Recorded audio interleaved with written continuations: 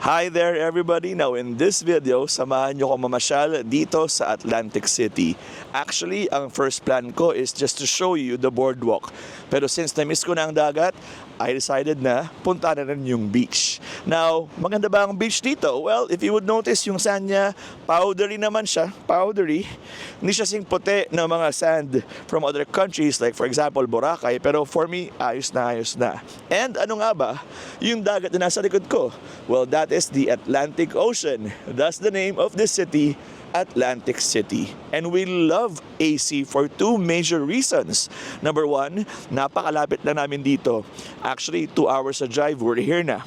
Pangalawa, marami kang pwede makuha mga deals in terms of your accommodation. So, ayan.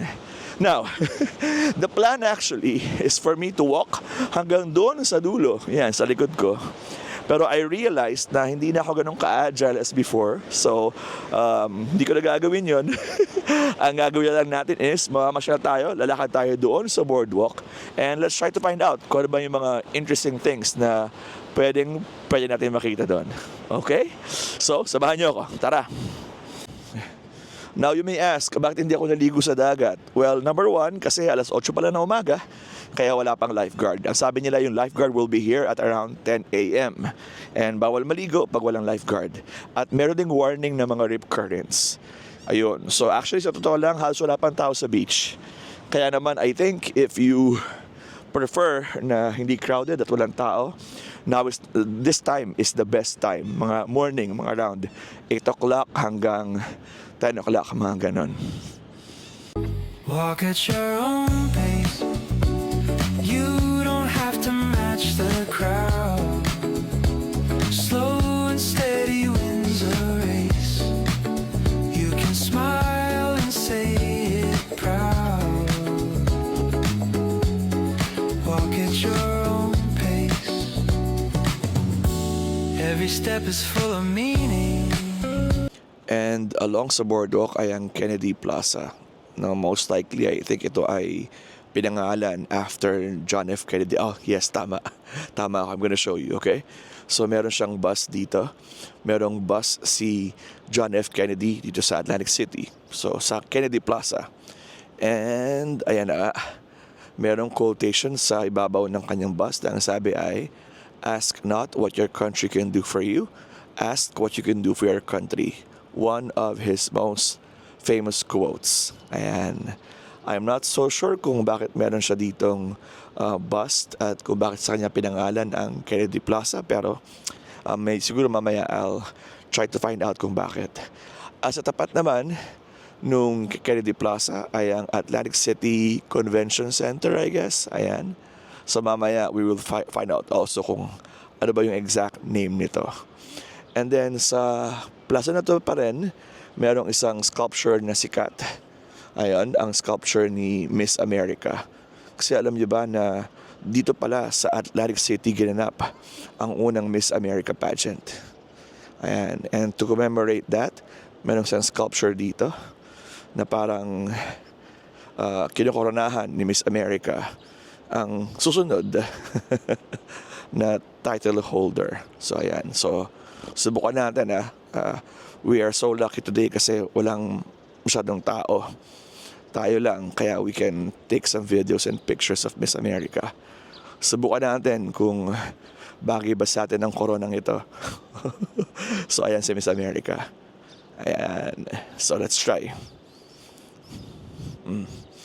Ayan. So ayan, pwede kang pumunta, tumabi sa kanya. And then pwede mong ipasok yung ulo mo sa corona. Ayan. Feeling ko hindi bagay.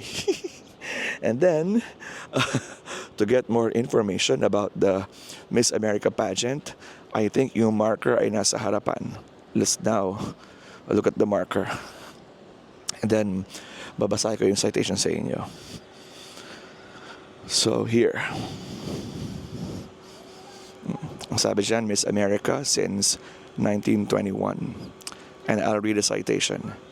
In 1921, a great American tradition was born, and it has evolved into the world's largest scholarship program for women today. Rich in history and in social significance, Miss America has maintained a tradition of empowering young women to achieve their personal and professional goals while expressing their opinions and intelligence. The Miss America organization continues to be one of the nation's leading achievement programs and is proud of its heritage that began in Atlantic City over 9 decades ago. So ayan, so ang tagal na pala, 9 decades na. So ito na nga, ito yung tapat naman niya is yung parang malaking stadium. Now let's discover naman kung ano nga bang pangalan talaga ng stadium na ito. And marami rin tayong mga nadidinig na mga videos about New Jersey saying that AC or Atlantic City ay isa sa mga pinaka-dangerous cities dito sa New Jersey. Well, hindi ko yung makakonfirm kasi whenever we are here, lagi kami nasa boardwalk. So di ko alam kung sa labas ng boardwalk is safe ba or hindi. Pero I can say for certain na dito sa boardwalk, super safe. Merong police visibility lagi, all the time. Kaya I think safe naman dito. But of course, kahit saang lugar, you have to exercise caution. So ito na nga, I'm gonna show you. So ang tawag sa building na to ay Atlantic City Convention Center, home of the Miss America pageant. Presented to the Miss America pageant in commemoration and deep appreciation of their love affair with Atlantic City for the past 6 decades. Ang hindi ko sigurado ngayon is kung dito pa rin ba ginaganap ang Miss America pageant until today. Well, mamaya siguro i-google natin yan. At dahil maaga pa ang paglalakad ko, halos lahat pa ng mga stores ay close pa. Pero maya-mayang konti lang I guess, and hanggang gabi, lahat yan magbubukas at marami mga food options. At marami ka rin mga pwedeng gawin ng mga activities. So salamat sa sama sa akin sa ating morning boardwalk tour dito sa Atlantic City sa New Jersey.